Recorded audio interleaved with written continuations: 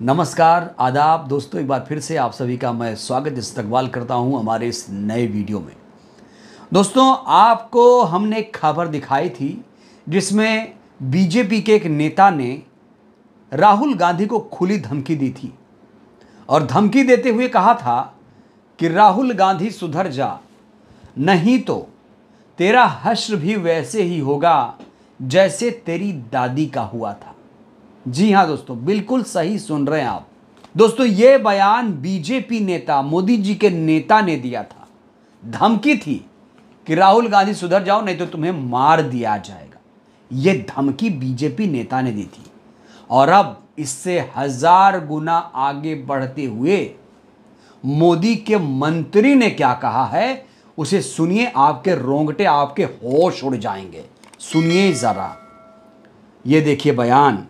राहुल गांधी देश के नंबर 1 आतंकवादी हैं। किसने कहा है? केंद्रीय मंत्री रवनीत बिट्टू का ये बयान सामने आया है, जिसे 24 ने भी विवादित माना है। विवादित नहीं, बहुत बिगड़े बोल हैं दोस्तों। ये मोदी के मंत्री ने राहुल गांधी को देश का नंबर 1 आतंकवादी बता दिया है। अभी तक तो छुटभइये नेता पप्पू, गद्दार, देशद्रोही बोला करते थे, लेकिन अब मुझे दोस्तों समझ में आया है कि ये मोदी शाह की ही नीति है कि राहुल को जितना गंदा बोलो, जितनी गाली दे पाओ दे दो, तुम्हारा कुछ नहीं होगा। तभी तो मोदी के मंत्री ने यह बयान दिया। दोस्तों, राहुल गांधी आतंकवादी हैं, जिसका बाप देश के लिए शहीद हो गया, जिसकी दादी देश के लिए शहीद हो गई। आज उसी को, उसी के बेटे को, उसी के पोते को आतंकवादी, देशद्रोही, गद्दार, विदेशी मां की औलाद पप्पू बताया जा रहा है। यह है भारतीय जनता पार्टी का चाल, चरित्र और चेहरा।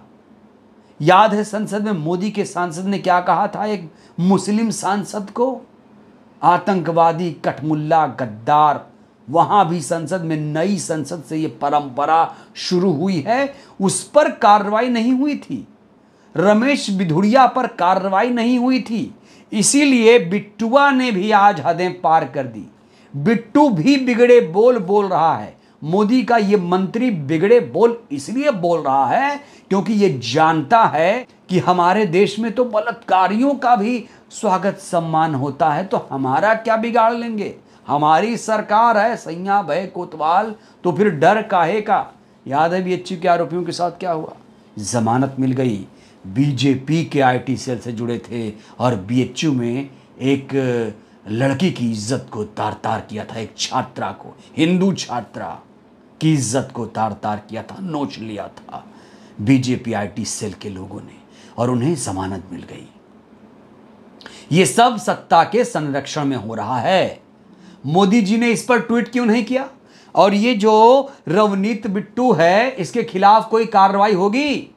मोदी जी, मैं आपसे सवाल पूछना चाहता हूं, क्या रवनीत बिट्टू को आपने समर्थन दे दिया है?